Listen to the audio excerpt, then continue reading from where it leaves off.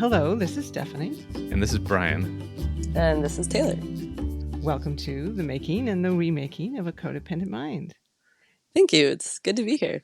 We're so excited to have you, in part because we asked people who are guests to just send us some notes beforehand, just so we can kind of get a sense of how the story is going to go.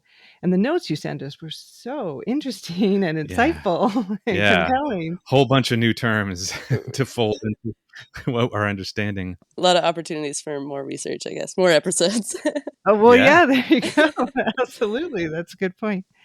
So, but I guess we'll have you start the way that we've been having people start, and that's kind of in the beginning and what you see is your origin story. So I kind of have sort of a classic, like, grew up middle class, very nice family. I don't know, did sports and went to a good school, all that kind of stuff. And so that was sort of the socioeconomic demographics. But the internal family structure was very chaotic. So it sort of like all kind of hinged around the nucleus of my mom and her alcoholism. And it's actually kind of interesting because I genuinely don't even really remember like a ton about my childhood up until like about middle school when she got sober. And even then, sobriety was kind of always sort of a challenge. But what that really did was sort of mark this like intense, like there was just so much chaos in my home life. That is interesting. Why do you think that is? Is it possible that maybe it was so chaotic before middle school, before she got sober, that maybe you had to kind of just shut down altogether? Yeah, that's kind of been sort of my best guess, is that I think difficult to remember things well when there's a lot of change constantly happening, right? I think kids kind of sort of glom onto structure when that doesn't sort of exist. And it was kind of interesting actually, because I sort of thought this was like how everyone remembered their childhood, was like not remembering it. And then I found out that was in fact not the case. And then I read a book that you guys have mentioned quite a few times about The Body Keeps the Score, and how that like sometimes can actually be kind of maybe like a red flag if you don't remember your childhood. And it's like, oh, okay, well, so now I know that that's not normal. But it's interesting because I've sort of, I don't know, I'm very conflicted with the path also of trying to like dig up memories because it's so unreliable. Yeah, for me too. I mean, it really just totally. trying to place your emotions and link all of that together is like reconstructing something that you kind of lost. Well, especially as you both kind of experienced when your emotional systems were overwhelmed at the time. Yeah, exactly. Yeah, totally.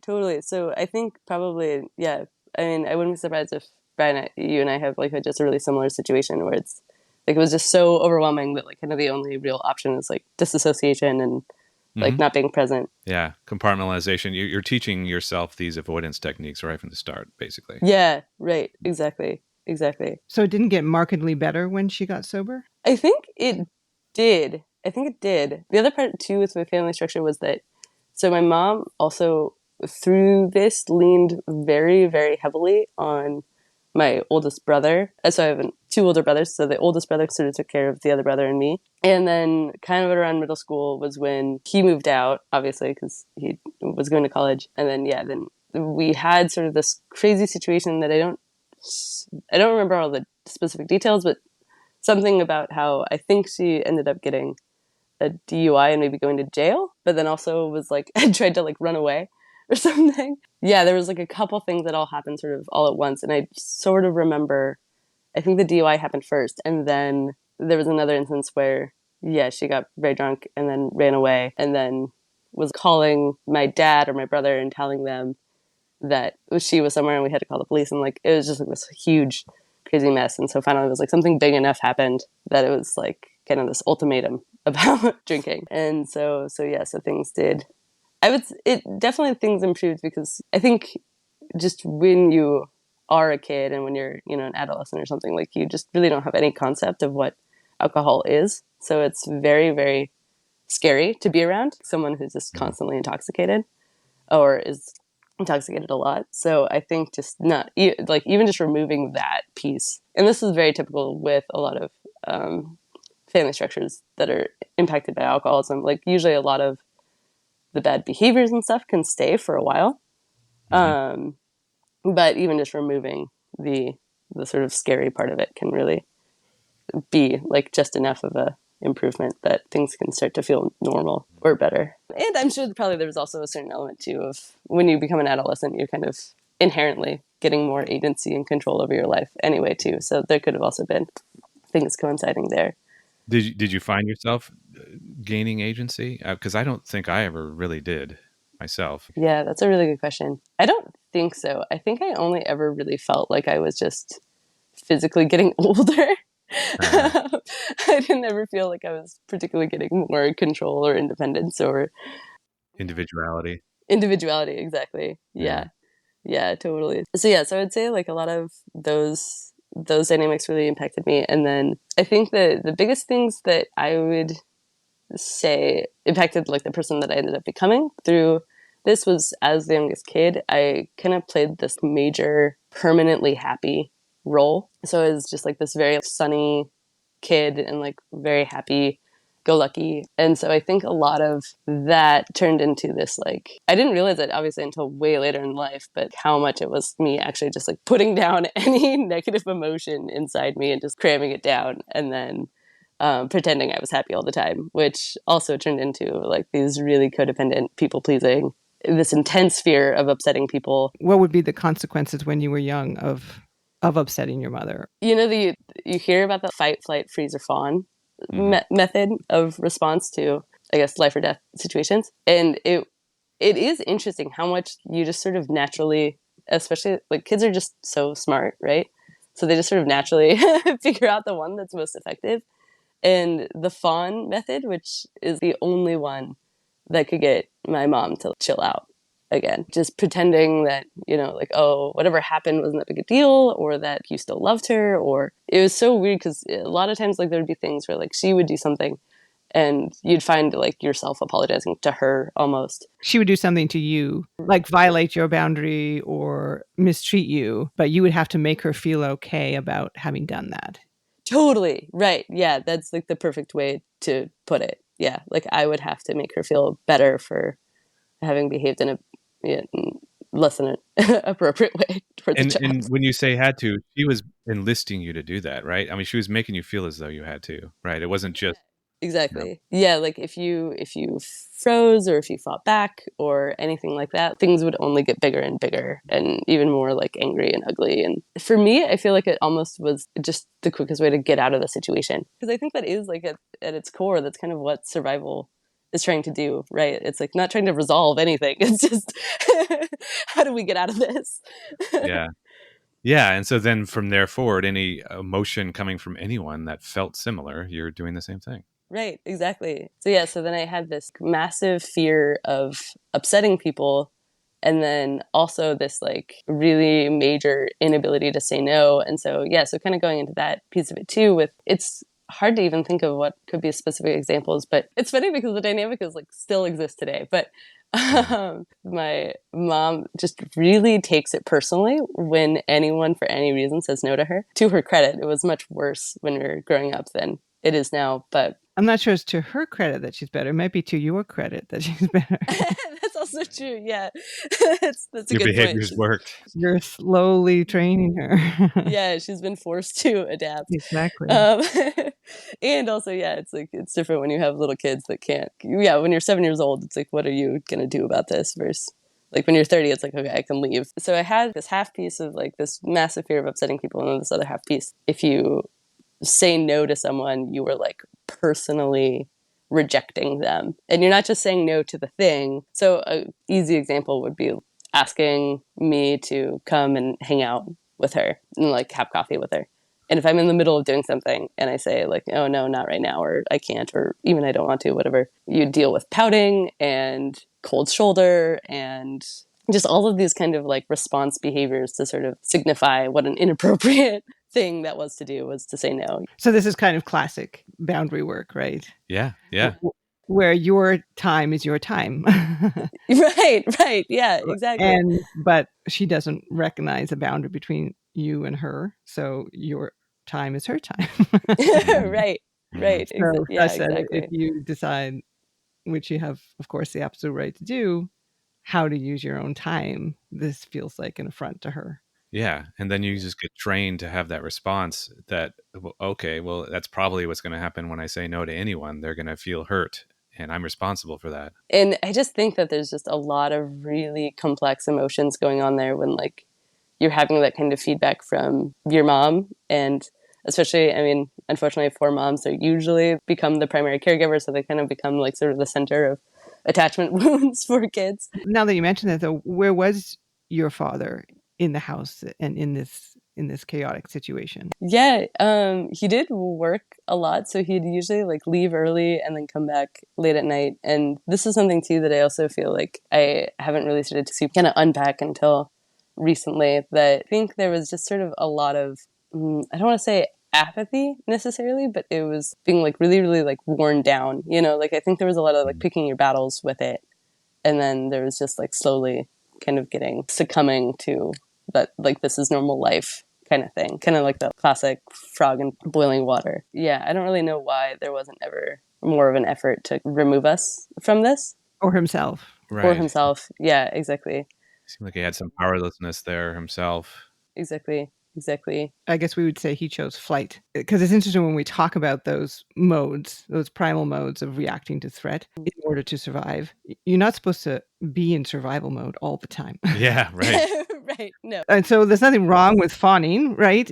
If it gets you out of a threatening situation, life-threatening situation for sure, but you shouldn't be in a life-threatening situation. Yeah. Yeah, right. And life threatening, like that's a good point to make because also, yeah, it's like when you're a kid and you're having this happen all the time, like it kind of does feel life threatening. Hmm. Absolutely. And so then when you're an adult, for me, it was, now looking back, it's like, wow, I was really sort of responding inappropriately to it. But I'm also responding from this survival mechanism that I was employing as a kid and not recognizing that, oh, I'm not actually a kid anymore. I'm not in danger the way that I was when I was 6. Yeah, Yeah. and when you were 6 and when you were 5 and when you were 4 and when you were 7. I think we want to acknowledge that it literally is life-threatening. When you're a small child or say an infant, if your caretaker is angry at you or is abusing you or is kind of suggesting that they'll withdraw themselves from you, that's life-threatening. Like, Yeah, you're not going to survive on your own. you mentioned something else in your write-up about specific ways you were kind of ignored or dismissed. The phrase is like "go play outside" and things like Oh, that. right. Yeah. I thought that kind of fits into this puzzle pretty nicely too.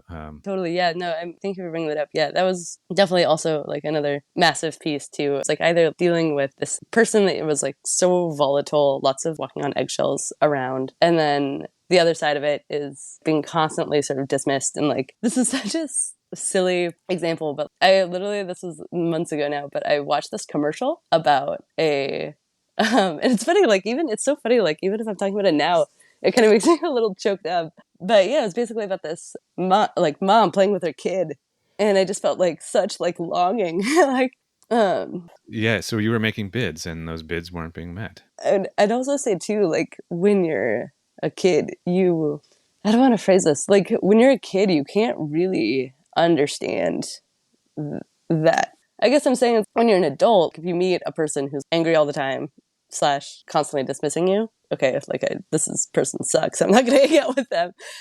um, but when you're a kid, it's your parents are like your heroes, you know. So Or you need them to be kind of. yeah, you need them to be. yeah, You can't afford to reject them. So the only person you can reject in that situation is yourself. You almost have to decide that you're the problem. You're being told to go outside because there's something wrong with you, right? There's something unlovable about you, rather than it's just a bad parent. Mhm. right. Or just one that doesn't have capacity, you know? Mhm. 'Cause yeah, I mean, I have some compassion for my parents. I mean, it's not like I blame them for everything. They didn't have the capacity to deal with what was going on. Yeah, I think like when you're a kid, you don't know any better, and yeah, and I kind of agree. Like I don't necessarily have this like super malicious impression of my parents now. Yeah, that they did this all on purpose. You know, it's yeah. I think sometimes it is just a capacity problem for whatever reason. So I imagine this didn't set you up particularly well for healthy relationships. Mhm. Right. Yeah, exactly.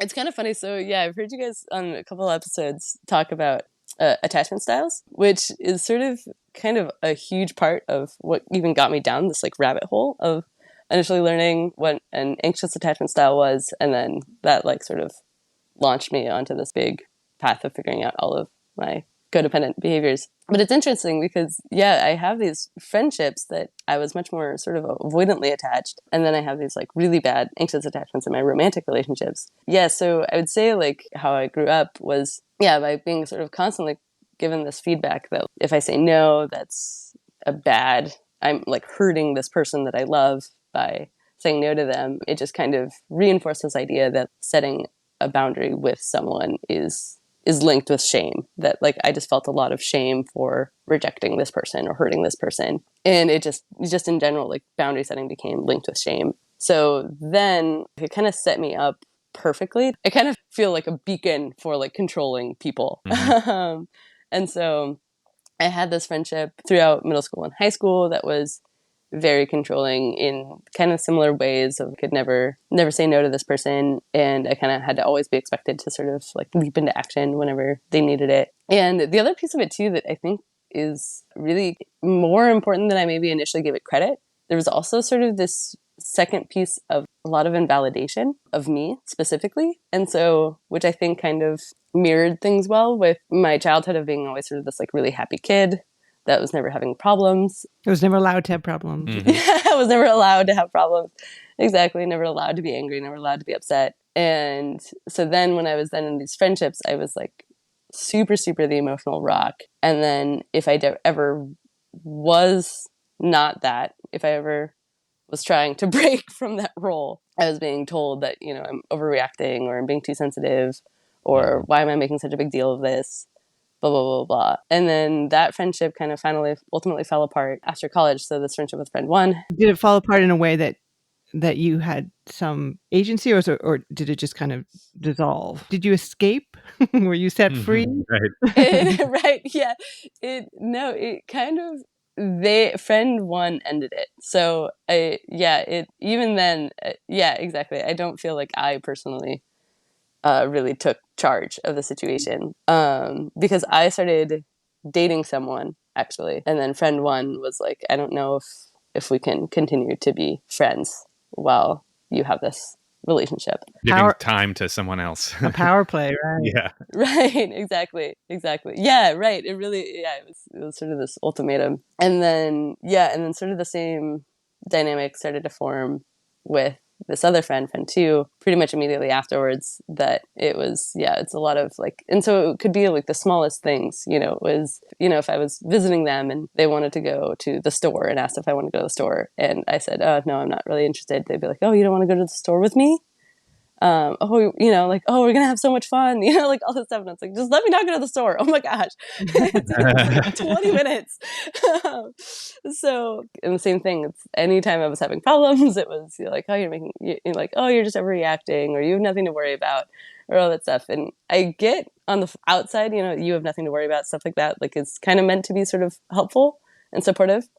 But when it's like the only message, it's pretty invalidating. And if it happens enough, I mean, I think it really is gaslighting, because, you know, we can see gaslighting as lying in such a way to make you feel like you don't have a grasp on reality. But really, that's what's happening. If someone's consistently telling you that you're not feeling what you're feeling. Yeah. Right. Well, and I think also, if someone's consistently telling, it is still lying, right? Like if someone is consistently telling you that when you are having an appropriate reaction to a stimulus and someone is telling you that is an inappropriate reaction, Exactly. that is the same thing as trying to convince someone that, oh no, the lights haven't changed brightness. You're wrong. Yeah. You're not feeling what you say or think you're feeling. This is what you're feeling. Or even the store example, right? Like, I don't want to go to the store. Oh, yes, you do. It's going to be fun. Right. Oh, yes, you do. You actually do. I know better. I know you Yeah. better. This is a message you got a lot, Brian.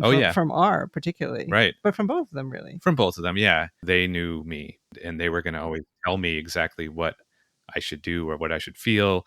You mentioned something about your behaviors being blamed on lack of confidence. That was totally the thread all through that relationship with R. It's crazy. Yeah, Brian, I would say hearing the way that you describe R and J totally mirrored this friend one, friend two relationships as well. And even to the extent that sort of you mentioned it, I think in one of the other episodes about being sort of avoidantly attached. And that's what I was kind of realizing was that sort of if you kind of are seeing it from like a totally objective lens with me and friend one, friend two, is that I felt like I couldn't say no to them. So then I would try to be sort of more avoidant to kind of avoid even situations where I would have to say no to them. And then they would feel more anxious. They'd get more clingy. I'd feel less agency, become more avoidant. And like it would just spiral from there. All of this lack of confidence thing. It was so funny. The timing of that was kind of wild because I had sort of the last conversation I had with friend two. That was sort of where it kind of landed, was that everything that sort of went wrong in our friendship and all the problems we were having and all of the bad feelings that friend two was experiencing was all sort of my responsibility. And the only reason that I didn't want to take responsibility was because I didn't have confidence, that this idea that I couldn't face the accountability, I guess. They wouldn't have wanted that if you did, right? I mean, no, right. Which was exactly what happened, because what was so crazy was then, so basically friend two and I's relationship fell apart over a year and a half ago now, basically because I didn't tell them that I was going out of town, essentially, is like sort of like the root cause of the issue. You were taking your body and using your time and your money to do something that you wanted to do. That I wanted to do, that I didn't, without checking with them. Yeah, without clearing it with friend two. Yeah, and so it super escalated because when I got back, I kind of was putting my heels down and was like, you know what, no, like they really wanted me to come over to their house and talk about it, quote unquote. And I was like, okay, that's just going to be you reaming me out for however long. So like we can do it in writing, have it on paper. And then I got this huge response about the fact that literally the words, that boundary is unacceptable. Geez, right. Yeah. So I was like, okay, shocking. Yeah. And so then fast forward however long, we finally talk again, and I give this whole explanation about the fact that, hey, it's really difficult to do any conflict management with you because you have such a difficult time letting me say no to you, and you take it so personally, and blah blah blah blah blah. So then the next time that we talk, friend two sort of repeats this back to me. That's okay. So I just kind of want to parrot back what you said all last summer. You felt like you wanted me to fuck off, but felt like you couldn't tell me that. And it was just like, oh my God, that's so totally not what I was saying, And then also friend two was like, well, like just everything you were explaining, it sounded like you were acting without any agency. Like you didn't have any agency over your choices. And it was just so, I don't know, it was so hard to follow. I literally was just doing something that you didn't want me to do. And apparently that was me not having agency, I guess. I don't know. It was very, very strange. But anyway, yeah, ultimately that relationship has also fallen apart as well. Congratulations. Yeah. I mean, yeah, really. That's terrific. I mean, it sounded like this one was a little more from your agency because you did dig in your heels a little bit on the boundary. Totally. Yeah. No, and that was kind of the thing, some mutual friends and my family and stuff were saying that like, oh, well, there's no way that you could have played this to make it work. There's nothing you could have done to have made this better. And I was kind of thinking about that and I was like, well, actually, no, there was. I mean, I could have just done what I used to always do and just be the sort of people pleaser, groveling apologizer that kind of was needed for this relationship to be sustained. Those were the behaviors that you learned to deal with these kind of people. And that's exactly why you would get stuck with these kind of people, because they needed someone like you. Yeah, right. And something too I want to throw out there is that I do think, especially for me, like growing up as a kid, where de-escalating someone who was upset was how I felt safe again. It sort of became this sort of toxic place where I personally felt soothed. I think there was sort of maybe like some kind of cortisol dump or something, or I don't really know enough about. Yeah, it's an interesting take to think that maybe your body was actually getting some relief from those behaviors. Well, it's a source of power. I mean, it's impressive feat. That's true. You're up against this huge, terrifying, angry being.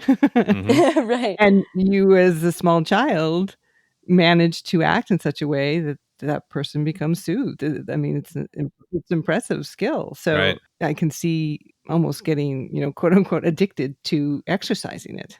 Yeah. Yeah, right. And so I do think that there is a certain element of why I attracted isn't necessarily the right word, but why I was sort of able to sustain being in these otherwise pretty uncomfortable relationships is I think it's because it like kind of gave me this sort of cortisol dump every once in a while of like, oh sweet, like I've made them, I've pacified them. I'm back in control and I feel good about the world, on top of the world now. For me, at least, I would say with trying to break the chain of those behaviors, that was a really important thing to sort of recognize, was that this immediate instinct can kick in to immediately try to like fawn and please someone and feel back in control. But then the interesting thing is the average, say, healthy person, non-disordered person that you come in contact with and try to employ those behaviors with, they don't want that. They don't need that, and it's just going to keep you distant from those people. So then, once again, you'll find yourself with one of these people that more or less need you to be doing that, regulating their Right, emotion. need you to be regulating them. Yeah, and it's so funny because, I mean, I feel like I've since interacted with people who are still very people-pleasing or anything like that, and now I can kind of openly see how it is pretty off-putting. Yeah, exactly. I've been having that's that same thing, like seeing all various people in my life and go, that's what it looks like. That's what it feels like. Be on the receiving end of dishonest, controlling, people pleasing. Yeah. So you are kind of on the other side of a lot of this. How did you get there? And So I would say two things that they've been on my mind quite a bit lately that so first, I would definitely say for anyone who's struggling with codependency it's kind of life or death. You need to figure out how to set boundaries. You just need to. That is kind of the first thing, like figure out what are your boundaries. And I don't know if you guys have sort of come across this channel at all. It's literally called the Crappy Childhood Fairy. And she's great. She does a lot of situational ethics kind of stuff. Through watching her stuff, I came across sort of this idea that like, okay, so a boundary is something you set for yourself with certain ways you will behave depending on how the situation goes. But if you have requirements on how other people need to behave, then that's a rule, right? So a requirement on how you should behave is a boundary. A requirement on how someone else should behave is a rule. And then if you have a requirement on how you should behave, but then you don't follow through, then that's a preference. And so I kind of liked sort of that distinction that it's like, okay, so if you say, okay, if dinner's not at 7 p.m., this was just recently relevant with Thanksgiving. If dinner's not by 7 p.m., then I'm leaving. And if you don't leave, then it's like, okay, well, your preference was that dinner was at 7. Right. And I would say for me, I remember this is, I think 2 years ago now, but I was in therapy for about 7 months. And kind of one of the first things that, my therapist sort of identified was like, it sounds like you don't really set boundaries with people. Set boundaries for yourself. And I literally noticed that it was with a dating app. Somebody was inviting me over to their house and I really didn't want to go. And for some reason, I had all these like old patterns, felt like I couldn't say no. And I just distinctly remember even just thinking about the situation, I was feeling this like anxiety bubbling up in my stomach. And my immediate reaction was to just shove the anxiety back down, not even investigate it or find out why I was uncomfortable or anything. And that was for me, like, it's such a clear moment of when things kind of switched. I was like, oh, maybe I should find out why I feel uncomfortable. I shouldn't just automatically assume that any amount of discomfort is wrong. Yeah. So listening to your emotions. This was anxiety about saying no or anxiety about going to a strange person's house? I think both. Yeah, I think it was mostly anxiety about going to a strange person's house. So, right. I mean, back to your point about boundaries being life and death. Like, that would be an example where going to a strange person's house can be very dangerous. So therefore, an appropriate anxiety. Yeah, so it was appropriate anxiety. Yeah, exactly. And it's so funny because it's like, what was he thinking? Like, God forbid I seem picky to this stranger, Right. Like better I put myself in a, physically life-threatening situation than have someone feel hurt that I said no. Yeah. Right. And and it was exactly that. Like, exactly what happened was I think I said something along the lines of like, oh, I don't want to do that. And then they unmatched and it was totally fine. It was So you rescued yourself.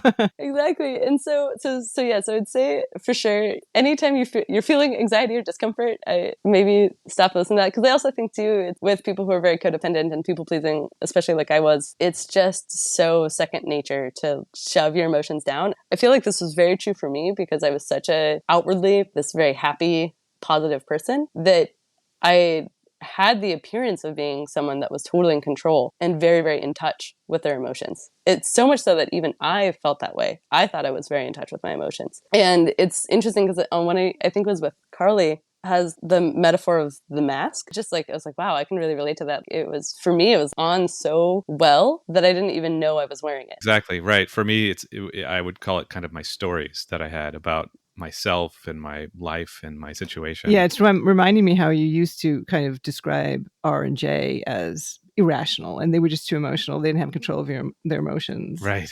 Where you Right. did.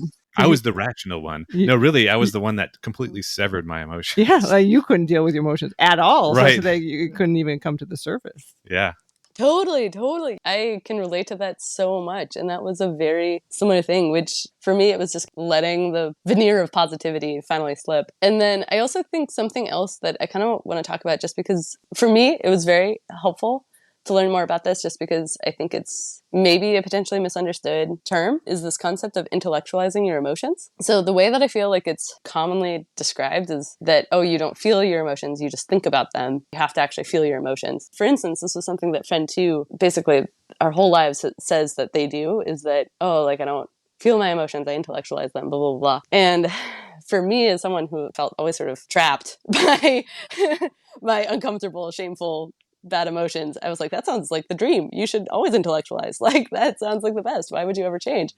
Yeah, and I have since found out that intellectualizing is actually more specifically about the ability to sort of convince yourself to have, essentially convince yourself to have an inappropriate emotional response to a certain situation. So an example could be like, if someone tells me that because this happened recently, if someone tells me that I'm selfish, my gut instinct could be to convince myself that, oh, they're having a bad day, so they don't really mean it. Or that, oh, I should convince them why I'm not selfish, and here's 10 reasons for why I'm not selfish. And in reality, it's like these are actually all just ways that I'm kind of trying to convince myself that I don't need to feel the feeling of having someone have a bad opinion of me. And in reality, like the actually appropriate response is to just acknowledge that, people are capable of saying things that they mean. I don't immediately know better than them or what they meant. And then also recognizing that people are allowed to think whatever they want to think. And I can say too, with intellectualizing, it very much lives in a spectrum, right? Because there is like sort of a healthy amount, because sometimes people do say things that they don't mean. So don't just, launch into uncomfortable emotions every time something uncomfortable happens. But also sometimes it can be really an easy way to sort of not see reality for what it is. And I think for me, I was actually the one doing a lot of intellectualizing, right? Because I was constantly sort of giving people the benefit of the doubt, especially Friend 1 and Friend 2. I was sort of constantly kind of like rewriting things as soon as they were happening to sort of convince myself that, oh, I'm not actually being mistreated here. This is fine. This is totally normal and healthy. And yeah, and I don't know, the kind of the example I give for it that I think happens a lot is about envy. This idea that, okay, you don't want to feel envy of someone because that makes you feel inferior and wounds the ego. So instead, it's easier to just contempt something. And so like self-righteousness is an easier emotion than envy is, or shame. So intellectualizing is kind of the way of, I guess, sort of like transitioning emotions into other places that are maybe more palatable. I was definitely doing that constantly myself. I think I called it rationalizing for just the storytelling again. It's a similar concept where my emotions, they were always there and they were always pretty clear, but I didn't want to feel them. I was confused by them and I didn't want to take the action that they were telling me to take. Totally. Oh, Yeah. okay. Well, no, that's not really what I'm feeling. I try to make them as confusing to myself, really. I lump them all together and it's like, well, it's just anxiety I'm feeling. Well, why am I feeling anxiety? Well, because, I'm in the wrong here somehow. I need to correct something myself. Like, it's not that the other person just, abused me, like you said. It's that I brought it on or something. I think what you just said too is exactly it, is I don't want to take the action that it's telling me to take. So yeah, absolutely. I super, super agree with that. I mean, the two systems were formed to work together. We have the emotions that are supposed to give us this kind of immediate visceral response to situations. And then later on, we have the intellect to kind of process that response. We can use it to determine like, oh, is this an appropriate response? Sometimes it's not, right? Yeah, right. Or is it not an appropriate response? And like, how do I want to take in this information? Yeah, totally. It seems like with the codependence, like the emotions were so painful and scary that you just lean right into intellectualizing, right? Yeah. The situation. What kind of story can I can't receive this information. Anxiety or fear or shame, or I'm going to use my big brain. And what unfortunately seems to happen is what you were just describing is that more often than not, you're using your intellect in order to justify and rationalize other people's behavior. Yeah, right. Totally. Like they don't even have to do the work themselves to come up with the excuse for why they're behaving badly or treating you badly or saying things about you. Like you're going to spend your considerable amount of it. Right. Like I'm better at manipulating myself than either friend 1 or friend 2 ever were. Yeah, right. Like right. they don't even need to do the work of excusing their behavior. It's like, I got it. I'm going to come up with an excuse for you. I mean, that is what I found myself doing with R&J was I was giving them the material, really. You know, I mean, I gave them the narratives myself. Totally. And I think, Stephanie, that's such a important point is that it's not like one system is better than the other, but they are supposed to work together. And if you lean too hard into one, then you can cause some pretty significant damage. Kind of see maybe the narcissist or and we don't know, kind of sounds like friend 1, friend 2 who had some narcissistic traits. Yeah, for sure. The narcissist, basically any emotion that they have is right. They don't need to think about it. They don't need to right. Oh my God. Yeah. It. Right. If they're angry, they have complete right to be angry. If they feel something about you, then that feeling is.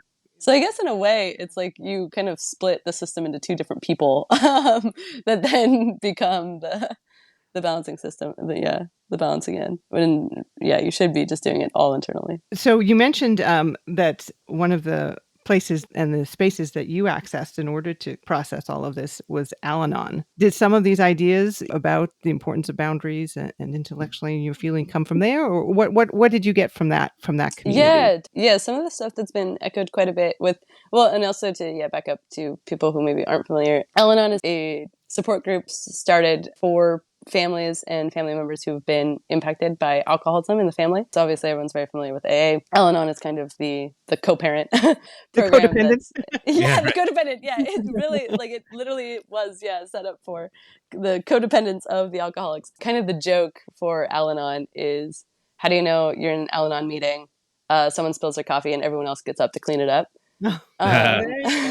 It does operate in a pretty similar structure. I think the 12 steps are just slightly worded differently. It's the same thing, like you're in a room for an hour and everyone kind of gives the sort of a 3 to 5 minute share. But one of the things that I really appreciated about going to Al-Anon meetings, and especially because that was while sort of the breakup with friend 2 was happening, I was going to meetings pretty regularly just to kind of sort of feel grounded, because it's so, when you're sort of really freshly getting out of kind of an abusive relationship, it's just so easy to get sucked back in and reconvince yourself, right? Re-intellectualize that, like, oh, I'm the problem. I'm the one that did everything wrong. So Al-Anon, it's, again, kind of echoing what other people sharing have said, is just really nice to be in sort of a community of people dealing with the same kind of problems. Somebody who's causing a lot of havoc in their life that they don't have any control over, and you love them very much, but at the end of the day, you can't make their decisions for them. And for Al-Anon, it's kind of split up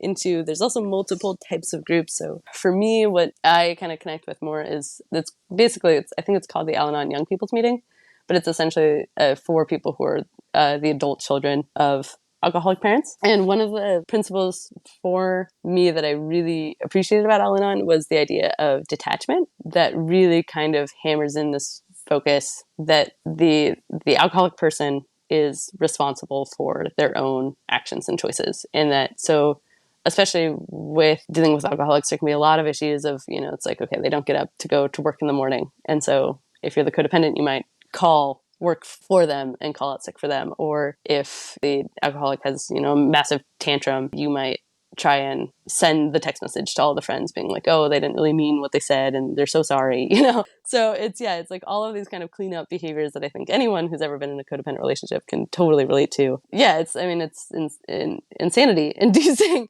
because it really does feel like it's like such this repeated pattern of like you're doing so much for this person and you feel so and then this like endless cycle that gets worse and worse and worse. And so for me it was really, really helpful. And I distinctly remember this one moment when I went to a meeting and I was feeling with this conflict that was happening with friend 2, I was really pushing for space.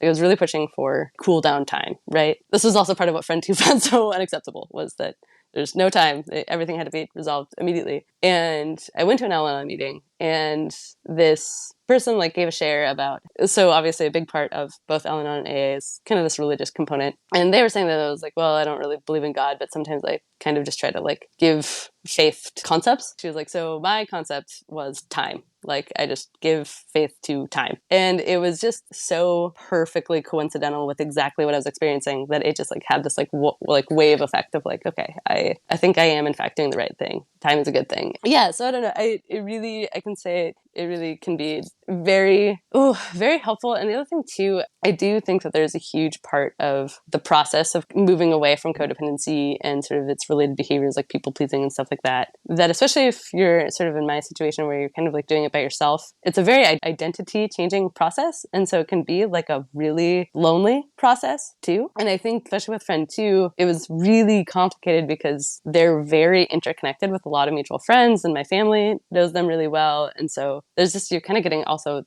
I was getting tons and tons of feedback and opinions about how kind of to be sort of operating. So there was just tons and tons of self-doubt. So for me, Al-Anon was just kind of this really beautiful, safe place that I could go to. And like, it just felt like there was like someone on the other side. It just felt like there was at least like one other person. Yeah, so it's so important. And I'm so glad that you brought this up and you shared it with us, because it's true, we haven't discussed Al-Anon at all. We just discussed 8A and Coda and had some challenges with that. But it does seem even more than Coda that Al-Anon is a space where people with codependency, regardless of whether it formed in response to an alcoholic relationship, could really find their people. Yeah, and I would say too, like sort of the standard for Al-Anon is they kind of say is like go to at least 6 meetings, 6 different meetings, because every group, they're called family groups. I think that's the same as AA, but they're all kind of, they sort of will ultimately end up operating under their own identity. So some Al-Anon groups might be very strict with the, like, you must know an alcoholic. But the one that I was going to a lot before I moved was very open. For instance, like there was someone there that, because it's called a qualifier. The qualifier is usually the addict. Their qualifier was with, I think it was with marijuana. So yeah, so it just kind of, it can depend on the group that you connect with and stuff, but don't just go to one and be like, oh, this maybe is not for me. I would recommend go to 6 different groups and then you might find one that you really connect with. Yeah, that's good to know that some privilege more alcoholism as the personality disorder that's the trigger, but it's all disorder of personality. Yes, exactly. I mean, for me, I didn't have that experience. It never came from someone it was just abusive people, narcissistic people that took advantage of my codependent behaviors that were already there. So, and I think there's probably a lot of people with that experience too, but it sounds like that structure could benefit people just as equally. I think so. Yeah. I want to go back to something you said about identity, because I think that was really kind of heart-wrenching. And I think it's also what a lot of people who have struggled with codependency have to face, is that they weren't really given the opportunity as children to find out who they were as people. Yeah. What they liked and what they were good at and what they were challenged by and what they were interested in. I mean, they just had to be reactive to other people's wants and needs and desires. And so to come when you're then as an adult and to find that, to have someone ask you like, well, what do you want from a relationship, or what do you dream about, and not have an answer? I mean, I imagine that must feel scary and somewhat lonely. It really can be. You had those experiences too, Brian, where you were you had these stories about yourself that you were nice, you were X, you were this, right? Like yeah, and each time I peeled away or rewrote one of those stories, I was like, what am I left with actually? Like, who am I? Who have I been this whole time? And that was part of my forensic was to go back and try to think about times where I made certain decisions, and is like, what did I actually want to do in that instance? And so I was able to kind of recreate my identity from doing But that. we're still discovering, right? Yeah. We're still discovering stories that you told you about yourself, like, oh, that you wanted a career in music. And you're like, oh, actually, Yeah. no, I didn't. Right. Yeah. Yeah, it was what Right. somebody else wanted, and I had this mild resistance the entire time that I didn't know what it was, and I judged myself for it and thought, well, it's just because I'm depressed, or I have a problem with motivation, and then for years after that experience, it was just like, oh man, I just can't seem to get myself to pick up a guitar. What's wrong with me, And actually, I didn't really like it that much. Right. That was the issue. Yeah, I was doing it because it made other people happy. Yeah, right. Yeah. How are you finding that kind of identity work? Oh man, that's such a heavy question. I would say it is definitely an easy to underestimate part of the process for sure. I do remember listening to a podcast. I wish I could remember who it was, but yeah, they were talking about people pleasing and kind of made the comment about, do you find yourself like losing steam on a project once you start losing outward praise? That sort of helped me figure out things to kind of focus on and look at. It was like, okay, like what are the things that I kind of am only doing because people tell me what a good job I'm doing? And then what are the things Yeah. that I managed to keep doing even if no one's telling me? For instance, one of them was I really, really love running, and I'm like a terrible runner. I didn't know that was possible. I just thought you ran.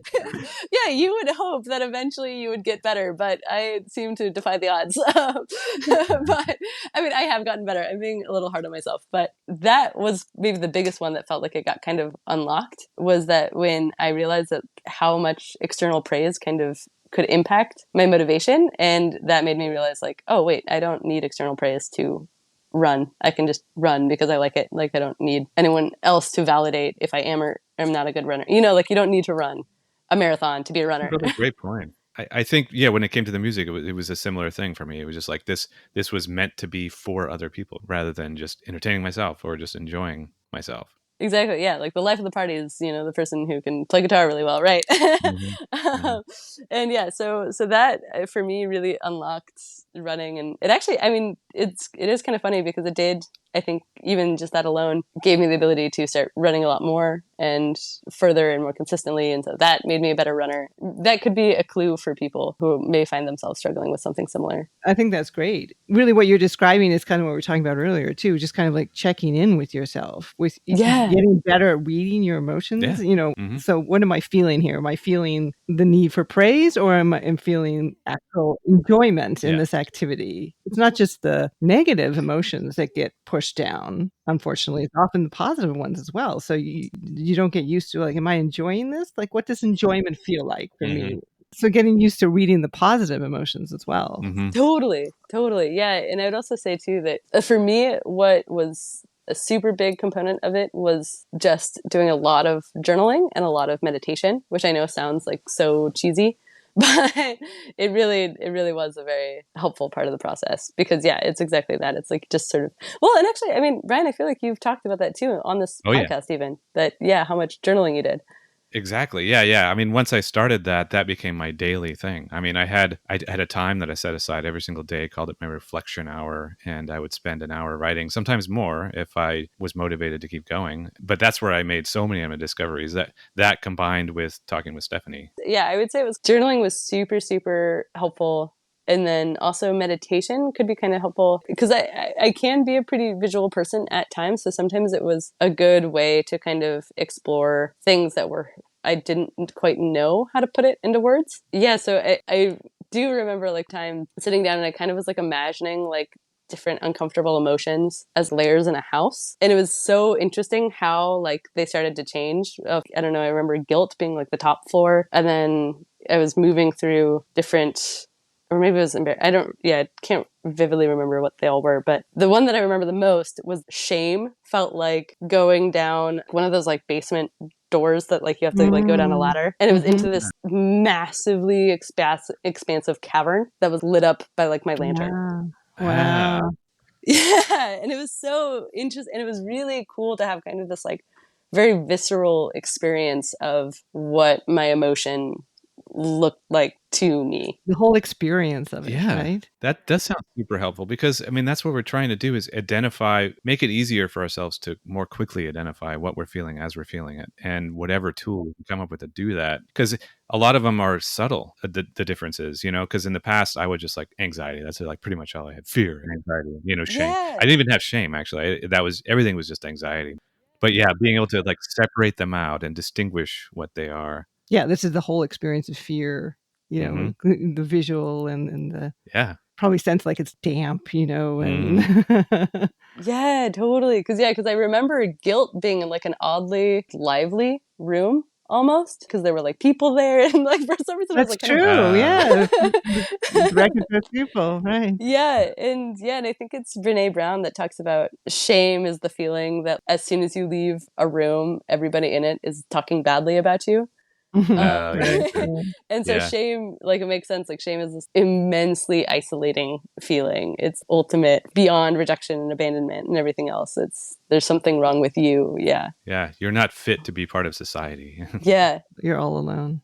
totally. Shame in and of itself is like every emotion. Like it is a useful emotion. It has a purpose. It's there for a reason. But yeah, when you're a kid and you grow up in a very dysfunctional environment, so many things become sort of incorrectly linked with shame that now shame serves no purpose, just as like it exists to make life hard, so you have to Yeah. avoid it at all costs. Yeah, right. And then as a result, it's misleading you, it's misguiding you because it's attached to everything. Oh, I need to get away from that. So you're inadvertently getting away from everything. Yeah, I just do kind of want to echo that it is not easy work. So yeah, so anyone who feels like maybe they're going through it should definitely be proud of themselves and definitely. I agree. Yeah. It's really, really difficult work, but as you kind of said earlier, it's really kind of a matter of life and death. Totally. Yeah, totally. And one of the things I think that just to you guys specifically and what really attracted me to this podcast and why I've found myself recommending it quite a bit is, Brian, you specifically, I think you've done something that is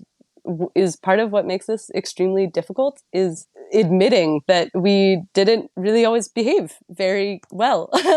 And I think just the level of accountability that you've always had through it was really nice. I think there can be a tendency to be very forgiving for codependence and sort of overly forgiving because it's like, oh, you're just so kind and you've taken advantage of and all this stuff. And so it really can be very quite uncomfortable to maybe have to look back and recognize like, oh, okay, actually I was being maybe a little dishonest and I'm not actually as kind and selfless as I maybe like to think I am. So you guys definitely deserve really a lot of props. Oh, thank you. For that. Yeah, that might be one of the most difficult parts is to recognize your own culpability in the situation, which is not to blame or shame yourself either. Right. Part of that work, I think, is because everything gives us shame. Everything gave me shame anyway. So trying to admit guilt or things like that, I kind of innately assumed I was at fault, but I didn't want to think about that directly. And then actually turning it into the real stories, yeah, it did give me shame. And retroactive shame is just as hard as current shame. Absolutely. So it's a lot of work sitting with that and coming out on the other side and turning the shame into just realization and kind of accepting maybe that, yeah, it's like sometimes it's okay to disappoint other people and be disappointing. And I guess ultimately it's sometimes okay actually to just feel shame about things. And shame in and of itself isn't this deadly thing that's going to kill you. You can just recognize, oh, I'm feeling shame and move on with your life. Yeah, true. Right. Because I found myself going back to shame for the same incidents. And I go, well, I thought I turned this into something else. Well, no, it's fine. It's fine to feel shame again for the same thing because it may have been a shameful thing that I did. But it's not the full picture of you anymore. Right. Exactly. Right. It doesn't define you. Yeah. It doesn't define you. Mm-hmm. Oh, gosh, we wish you all the best in your continued journey. And I mean, I really feel that there's good things coming for you, Taylor. Thank you so much. I feel I'm feeling positive about things moving forward. And definitely good luck as you guys continue to work and build on this podcast. I definitely look forward to hearing more stories and more episodes. So keep up the good work. Thank you. Thank you. And we hope people join us next time for another guest. And again, if you're interested in joining us for a conversation, please reach out at codependentmind@gmail.com.